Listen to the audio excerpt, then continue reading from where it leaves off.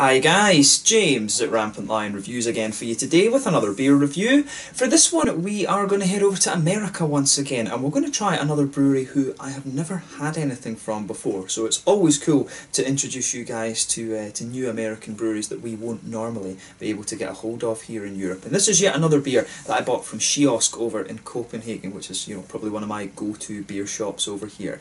So for this one we are going to go back to New York State, but this time we're going to Long Island City, and we're having a taste of my first beer from the LIC Beer Project. So this one is the Flyest IPA, and it comes in at 6.5%. Apparently the hops in this one are Hallertau Blanc, which come from Germany, really kind of similar to Nelson Sauvin, that one actually. But there's also a little bit of Motueka in there as well, which has a lovely kind of lime characteristic from what I remember. But really looking forward to trying this one. The guys in Kiosk told me that this is a very, very nice beer. So as always, I hope you guys enjoy my take on it. And I always enjoy trying different things from different states and different places around America. I think this might well be my first beer from Long Island, if I'm remembering correctly. So very cool in that regard as well. But really looking forward to this one. And as I say, I hope you guys enjoy my take on this beer. So anyway, as is usual with my reviews then, I'll tell you a little bit about the brewery. If you want to get straight to the tasting, just fast forward. All the usual links are in the description below. That's the brewery website, the link to my other reviews that hopefully I can do in the future from LIC Beer Project. Very first time I'm trying one of their beers, as I said. There's all the usual social media. If you want to see more beer reviews, do please consider subscribing to the channel. The whole channel, of course, has a geography-based tagging system, so you can go into the homepage and search for beer based on country, city, state, county, prefecture, whatever it is you're interested in. Do check out the playlists of beers from different countries. There is one there for all the American beers that I've reviewed for you. That's constantly being added to. And as always, please do get in touch and let me know some of the other beers and breweries that you guys would like to see me review. It's always great to hear from you guys that are watching the videos, and the support that you show the channel is hugely appreciated. So anyway, to tell you a little bit about the LIC Beer Project then. So LIC Beer Project were founded back in 2015, and they're based in Long Island City, hence the name LIC in New York State. But the main man behind the company, from what I can figure out, is Daniel Acosta. There's nothing on the brewery's website that tells you, who the kind of main players are, so I had to read a few kind of newspaper articles and things like that to get this information. But apparently Daniel had previously been working in construction and later enrolled in brewing school at the Siebel Institute in Chicago, which has produced a good number of well-known American craft brewers. But then he later went on to study in Munich in Germany as well, most likely I guess at Domens or something like that. There's Weinstefan Domens, and then there's another school up in Berlin that do brewing as well. But when he returned to the US, he really struggled to find a full-time job that paid him enough to kind of cover all his bills and things like that. But he went on to work as a consultant for larger scale breweries, kind of using his old construction expertise and things like that in conjunction with the skills that he'd learned in brewing. But later he decided he wanted to have his own venture, so he drew up a business plan for an experimental brewery that would mainly specialise in sort of Belgian and sour beers, and he designed his own coolship as well, which using open fermentation or spontaneous fermentation, I guess you could say, is quite a well-known technique and quite an established technique when it comes to making sour beers and stuff like this. But he designed his own one, which you can see if you actually go and have a little look at the brewery. But originally the brewery were focusing mainly on Brettanomyces beers, but they've more recently switched to more hop-forward kind of things. But the brewery is in our warehouse. It's an old warehouse that used to take cigarettes and candies and stuff like that in an old industrial area in Long Island. But they started off with a very, very small 20-barrel system. I believe they've upgraded it since then, and they now have an on-site tap room as well. But today the company also includes Anthony Soris, who's involved in the brewing, and Tom Disroches, if I'm pronouncing his name right, or Tom Disroches, not quite sure of the pronunciation, but he's involved in the sales and business side of the company. But Soris had previously brewed for Threes Brewing in Brooklyn as well, so he does have a good bit of pedigree behind him as well. But I was told by the guys in Kiosk in Copenhagen that this is a really nice beer, and to be honest with you, they're always bringing in stuff that is quite highly regarded and quite interesting. I think they hear a lot about these different breweries through word of mouth, of course. But yeah, so cool to definitely try my first beer from Long Island.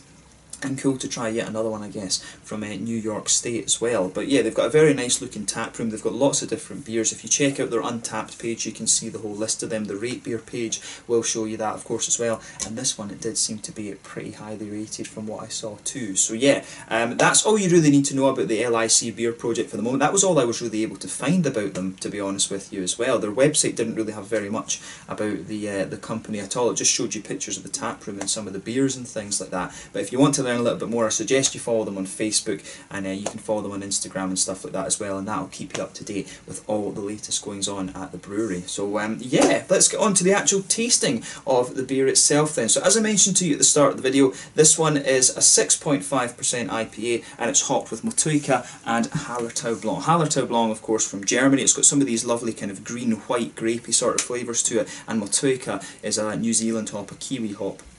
It has these kind of really interesting limey notes to it as well. But yeah, let's get on to the tasting of the beer itself. Like I said, we'll turn off the brewery notes, and I'll just let you have a little look at the artwork on this beer before we open it up. But there you can see a really nice can. This one, I think this one is one of these. It doesn't tell you. It's one US pint, which I believe is like 470 millilitres or something like that.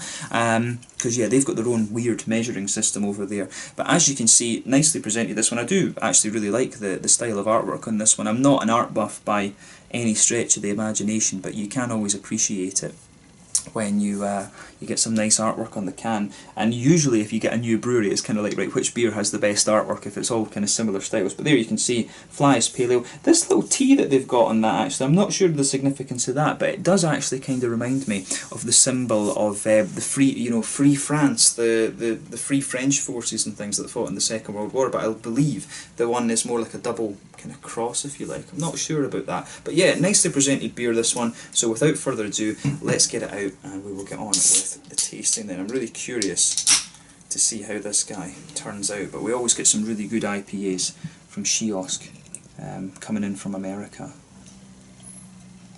But yeah. Yeah, as you can see with this beer, it's poured a really nice kind of bright yellow, and I'll tell you straight away, you know, those limey notes that I was talking about from the Motueka, they're jumping out of the glass. It's got a really big lemon limey quality, but you can also get some of those nice grapey aromas that I was talking about from the Hallertau Blanc as well. But yeah, a really nice looking beer this. If I hold it up to the light, it is actually a very kind of bright yellow, this one. There's a solid finger and a half of a frothy, I would say, perfect white head on this one. It's not even creamy by any stretch of the imagination. It's a lovely bright yellow colour, this one. One or two big bubbles sticking towards the side of the glass, and a few little ones just heading up towards the bottom of that head there. But you know, overall, it does look pretty nice. If I put my fingers behind the glass, you can see this beer is kind of decidedly hazy, so I'm guessing that it will probably be a New England style IPA, this one, rather than a West Coast. But let's take a closer look at the aroma and just see how we get on with this guy. Yeah, so this one, it smells very sharp and very fresh. Like I was saying, you get a nice kind of sharp lemon, limey quality out of this. I'd say the lemons are actually pushing their way out of this one quite a bit, but underneath that you just get a little bit of the slightly juicier lime. And of course the thing that's kind of forming the linchpin of the fruity side of the beer is definitely those kind of nice white, greeny, grapey sort of aromas. It does remind me, the Hallertau Blanc, as I said, really reminds me of the Nelson Sauvin hop that you get from New Zealand as well, and the lemon limey notes from the Motueka. It's a really, really nice hop, that, but you don't see it being used crazily often outside of New Zealand. When I was in New Zealand back in 2015, you know, there was a lot of breweries having a go at this. At that kind of hoppy sort of using the Motueka. I think it had just kind of come out in sort of 2012 or something like that, so it was very, very popular down there. But there's some beautiful, beautiful hops in New Zealand, and I wish more European breweries would implement them a little bit more. Galaxy from Australia, though, seems to be becoming very, very popular these days too. But this is a very, very fresh and very kind of sharp smelling IPA, this one. So in terms of the green side of the hops, I'd say this one has a good little bit of a floral aromaticity to it. It's got a nice kind of grassiness in there as well, which I really, really like. On the malty side of things, yeah, I mean, it's got what you would expect from the malt. There's a nice little bit of a kind of wheaty smoothness in there. You've got a little touch of an oaty creaminess. I'd say this beer's more wheaty than oaty, right enough. And you can pick up that there's a little slight touch of a biscuity sweetness as well. So it kind of has everything you would expect of the New England IPAs, and you can see this beer has just faded away to be a very, very kind of thin sort of bump, but also slightly bumpy actually, foamy layer on the top. But yeah, it has a really nice aroma. This one very sharp and very fresh, I would say, compared to other New England IPAs that I've come across. But let's just have a taste of this one now and see how we get on. So this one is the Flyest IPA from the LIC Beer Project in Long Island City over in New York in America. Let's get stuck in. Slàinte, skål.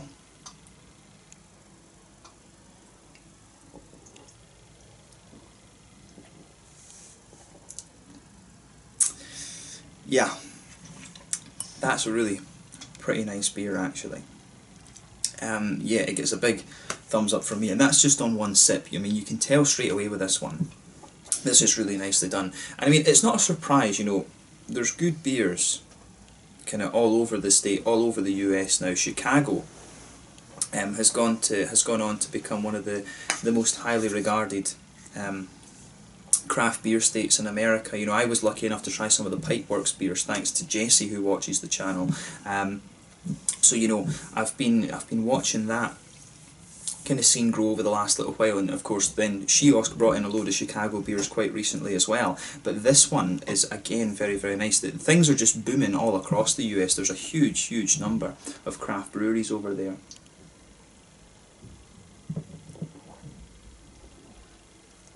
But yeah, this is really quite nice actually.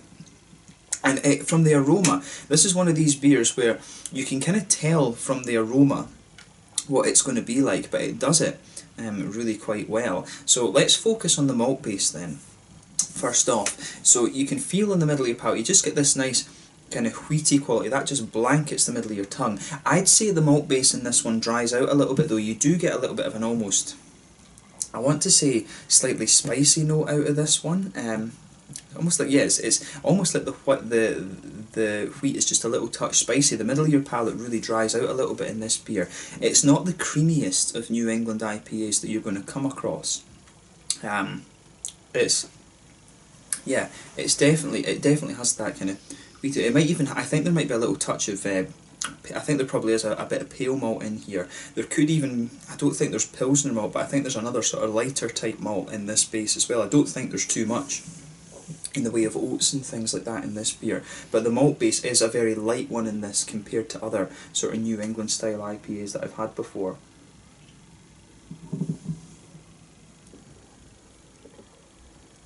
But the more you drink of it, I'd say the malt base sweetens up a little bit. You do start to get a little touch of a kind of oaty creaminess to this beer the further you go into it, but it's quite minimal compared to some of the other New England IPAs that I've had. But I do like the way this malt base kind of comes across. It's quite different compared to some of the other ones I've had. If you go to the very centre of your palate, you've got a nice little bit of a biscuity sweetness in there as well, which works out quite nicely. But for me, the main focus on this beer is the way that the hops come out. The hops are really quite different to some of the other beers that I've had. Maybe this is a more kind of I don't know if this is maybe another kind of sub-style of IPAs, because I know that people in America are talking about there being like a Chicago IPA, there being a New York IPA, the New Englands, the West Coasters, the Californians and things like that. You know, there do seem to be more and more little sub-styles of IPAs popping up, so I would be curious as to whether this one is regarded, like the slightly lighter and slightly drier malt base in there is regarded as being a New York IPA or something like that.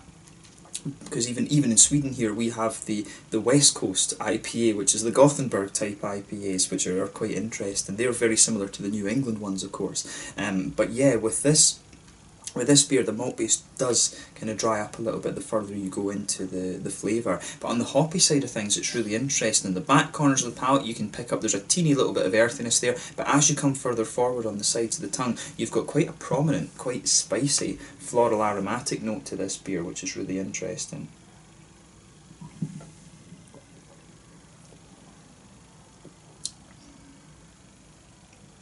Yeah, the spiciness from the floral character, it's interesting. I like it. It just gives the beer, it helps really reinforce that kind of fresh, that sort of freshness that this beer has. As you go round the very front curve of the palate, it's a little bit lighter and grassy, but some of those floral notes are just kind of lingering there. But you've got a nice kind of you've got a nice thing with the green side of the hops going on there.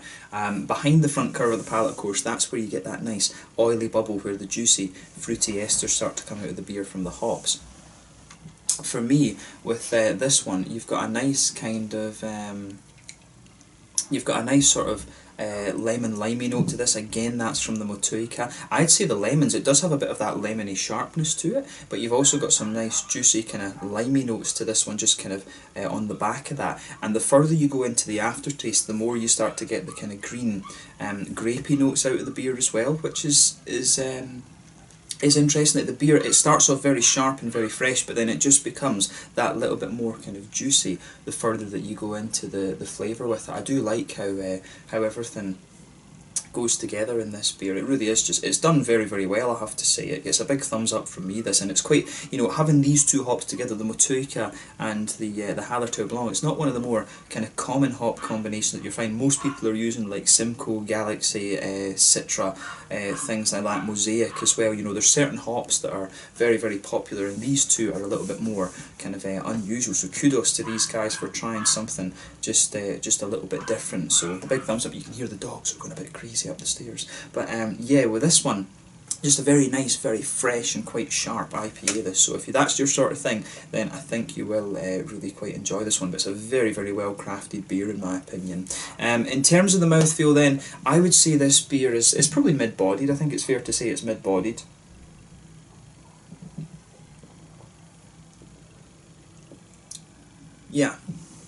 Yeah, I think it's definitely a mid-bodied beer, this one. The carbonation's quite smooth in this. It does have an element of smoothness to it, this beer. Not quite the creaminess that you can get from the sort of New England style IPAs. This one, it does have a little bit of an oiliness in the flavour as well, but a nice bit of hoppy bitterness. I think you're looking maybe around 40 IBUs for this one, so a little bit heavier in the IBU department than some of the other New England IPAs, but maybe that's just some of the spiciness from the hops rather than anything else. But yeah, the malt base has a nice smoothness to it. There's a little teeny bit of sweetness in there, but mainly it's a smooth malt base. Nice bit of kind of quite fresh and quite sharp fruitiness to this beer. Particularly the lemons, giving you a good bit of that. But overall, it's really nicely done this, and all the flavours go together very, very well. So if you get the chance to try this beer, I highly recommend that you do. Probably another, if you like the Centennial hop, as I say, these two hops are a little bit more unusual. If you enjoy beers that have Centennial in them, which again gives you that sort of lemon sherbety type flavour, this is a beer that I think you will quite enjoy. So yeah, I've been very impressed with my first beer that I've had from LIC Beer Project. It'd be awesome to try a few more of their beers at some point in the future. But yeah, the Flyest IPA, 6.5% Motueka and Hallertau Blanc in this one. A really, really nice beer this, and I do hope I can try some of their beers, some more of their beers rather, at some point in the future. But yeah, let's leave it at that for this one. Just a lovely beer, and I'm really glad that I was able to try this. So very cool that the guys at Kiosk in Copenhagen were able to get a hold of this one. So yeah, once again, thank you for watching my beer reviews. Until the next time, please like, subscribe, share, all the usual YouTube stuff. Let me know your own thoughts on this beer in the comments section below. Let me know what your favourite beers are from the LIC Beer Project as well. Give me some other New York State beer recommendations too, and hopefully we'll start to see more of them coming over here to Sweden at some point fairly soon. But thank you again for watching, and I will catch you guys very soon. This one was the Flyest IPA from LIC Beer Project in Long Island City over in New York State in America. Until the next time, stand you just now, and I'll catch you guys later. Skål.